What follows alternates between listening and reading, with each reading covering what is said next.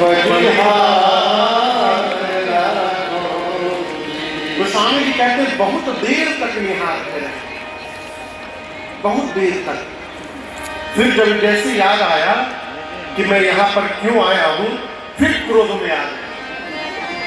और सब जानते हुए भी परशुराम जी जनक जी से पूछ रहे हैं, कहिए जनक, कहो का अतिथि, आज तुम्हारी सभा में इतने राजा क्यों आकर के उपस्थित हो गए हैं।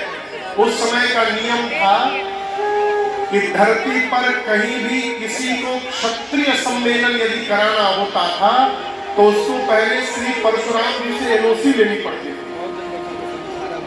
भैया, जब तक परशुराम जी एनओसी लिखित नहीं देते थे, नो ऑब्जेक्शन सर्टिफिकेट, तब तक क्षत्रिय सम्मेलन नहीं हो सकता था। आज मिथिला में दिक दिक के राजा महाराजा उपस्थित हैं और श्री परशुराम जी को कानो कान खबर नहीं है। गुस्से में पूछे, जनक, इतने राजा क्यों आए हैं तुम्हारी सभा में। श्री जनक जी महाराज ने सब बता दिया। प्रभु, मेरी बिटिया का स्वयंवर था, शिव का पिनाक स्वयंवर के केंद्र में था। ये सभी राजा उसी स्वयंवर में भाग लेने आए हैं।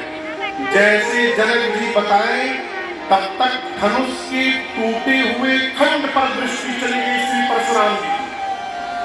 क्या हुआ ये मानो किसी ने आग में घी झोंक दिया।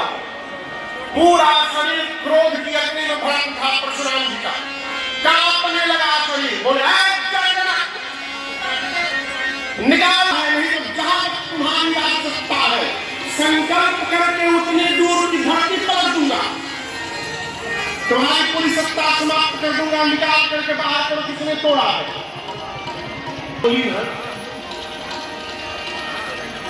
जनक जी महाराज डर गए, कांपने लगे। तो धनुष हिला तक नहीं था।